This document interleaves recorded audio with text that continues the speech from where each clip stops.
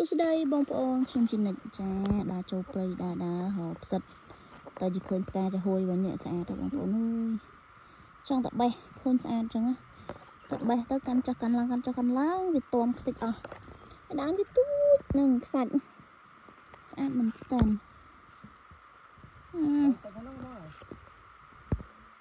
អបស្រីរីចានេះ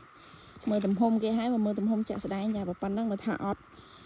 លះភ្នែកទេមើលអត់ឃើញទេនេះនៅក្នុងព្រៃនេះបងប្អូនមើលទៅនេះផ្កាចាហួយនេះអូយស្អាតណាស់នៅមានសัตว์កំពុងស៊ីហើយជាវាមានរសជាតិផ្អែមអីលំអងមើលទៅមានសัตว์ស៊ីអូយស្អាតចានៅថ្មនៅដីខ្ជូតស្លាប់